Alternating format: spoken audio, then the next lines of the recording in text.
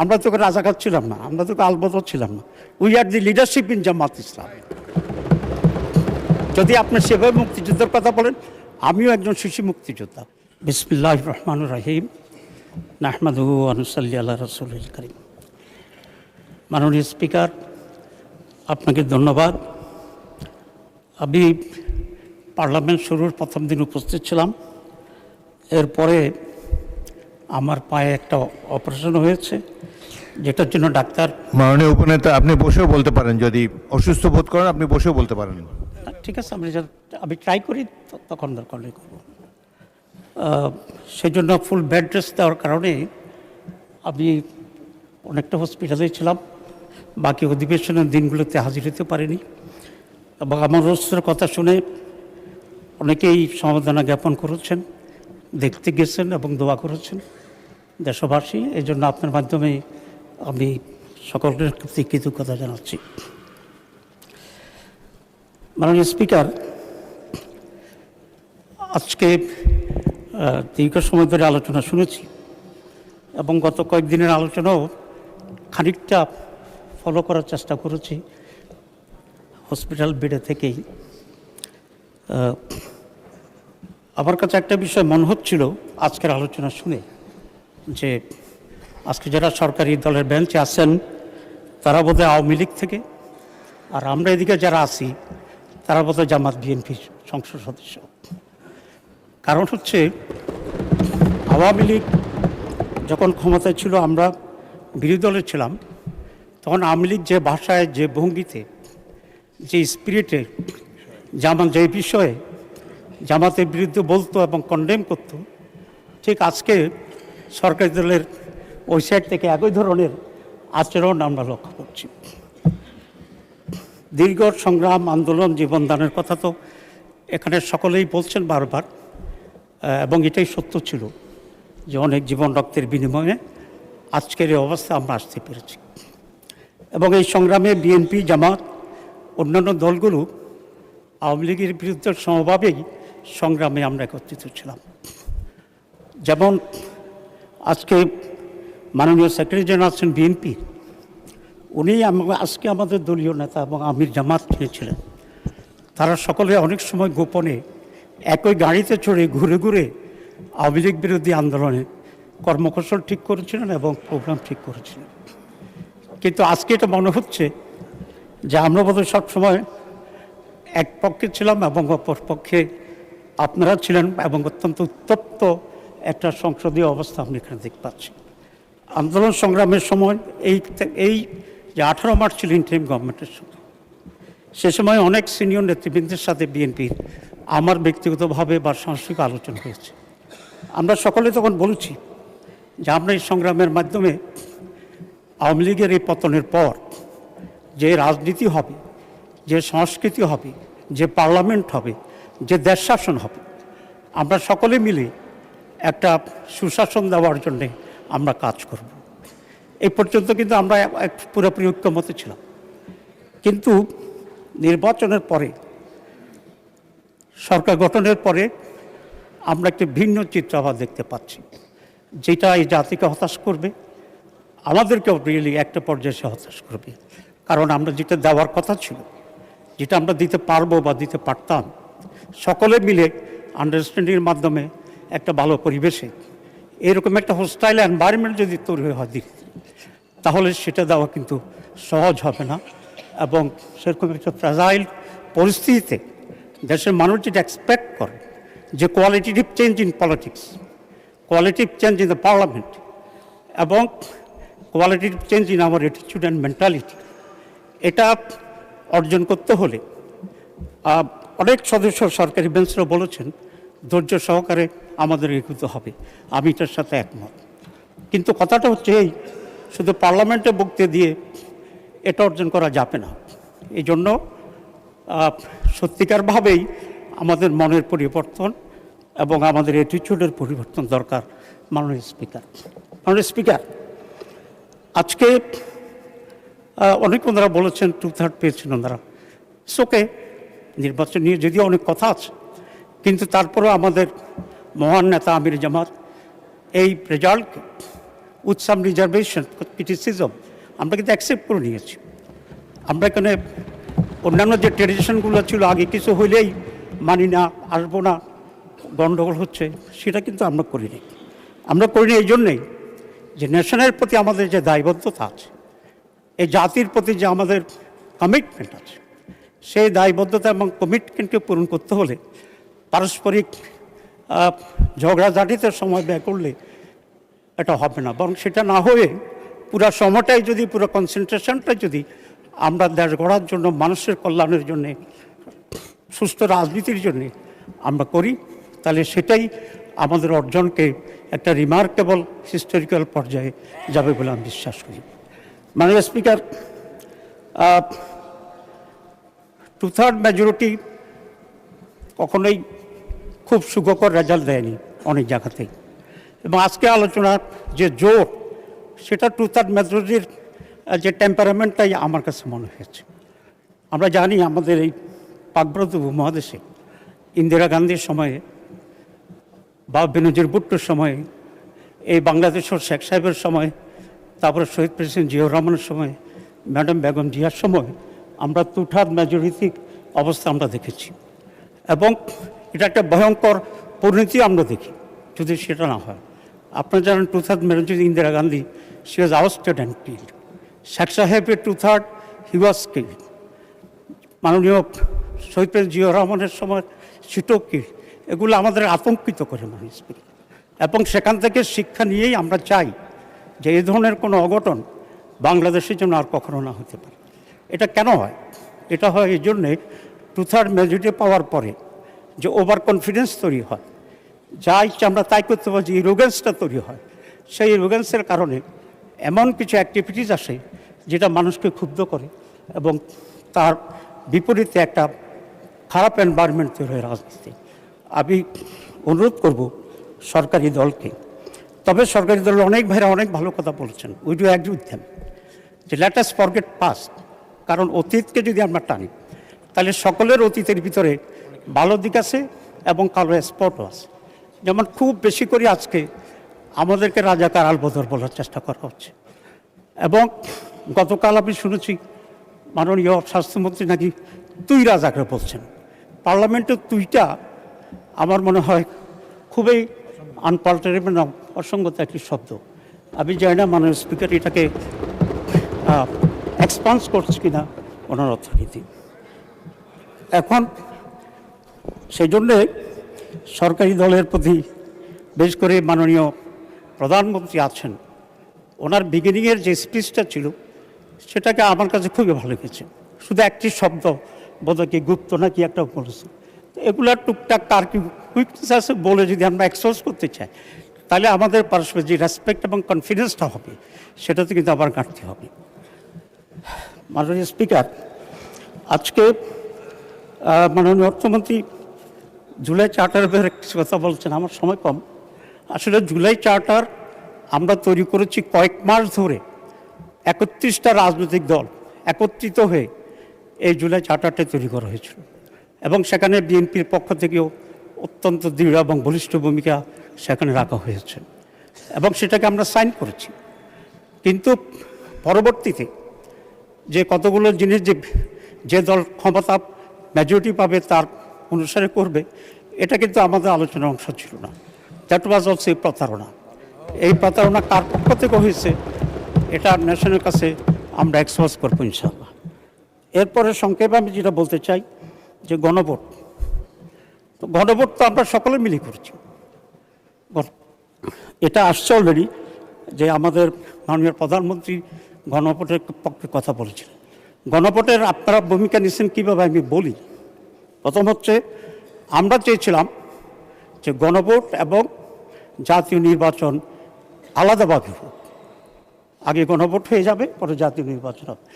কিন্তু বিএনপির পক্ষ থেকে খুব স্ট্রংলি তারা বলছেন যে গণভোট এবং জাতীয় নির্বাচন একসাথে হতে হবে, এবং আপনাদের দাবির পক্ষেতেই আমাদের নারাজির পরও গণভোট এবং জাতীয় নির্বাচন একসাথে হয়েছে।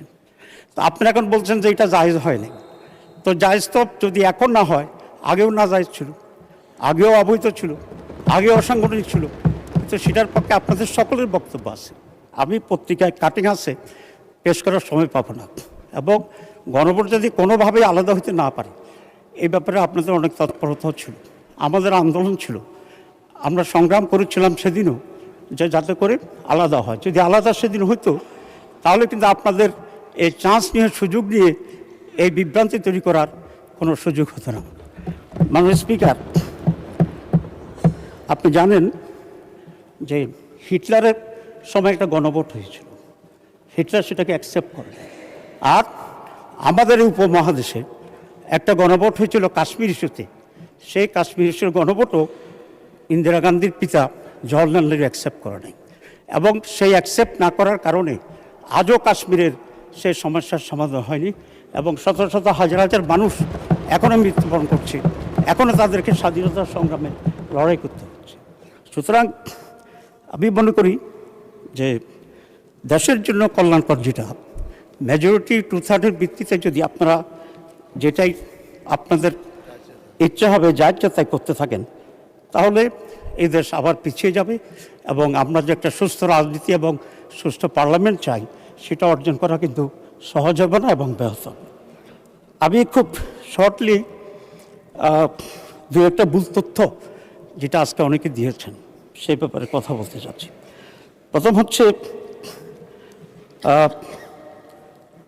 আমরা জামাত ইসলামী পাকিস্তানের বিরোধী ছিল বলে যে তথ্য আসছে, এটা একেবারেই অসত্য তথ্য। কারণ সৈয়দ আবুল মওদুদী প্রথম 2 নেশন থিওরির প্রবক্তা ছিলেন সৈয়দ আবুল মওদুদী, এবং তার খুব স্ট্রং একটা বই লেখা ছিল, সেটাকে তৎকালীন মুসলিম লীগ পলিটিক্যালি হাজার লক্ষ কপি ছাপিয়ে সারা পাক ভারত উপমহাদেশের মানুষের কাছে, মুসলিমের কাছে পেশ করেছিলেন। এবং পাকিস্তান স্বাধীন হওয়ার পরপরেই উনি কিন্তু পাকিস্তানে মাইগ্রেট করেছেন। উনি যে কথাটা বলেছিলেন সেটা না বোঝার কারণে কেউ বিভ্রান্ত তৈরি করছে। উনি বলেছিলেন যে ইসলাম প্রতিষ্ঠার জন্যই একটি স্বাধীন ভূখণ্ড দরকার। উনি পাকিস্তানের পক্ষে কথা বলছেন। তবে উনি বলেছিলেন যে সমস্ত নেতৃত্বের মাধ্যমে আন্দোলন চলছে, এই নেতৃত্বের পক্ষে একটি ইসলামী রাষ্ট্র কায়েম করা সম্ভব হবে কিনা এই ব্যাপারে উনি তার ডাউটের কথা উনি পেশ করেছিলেন।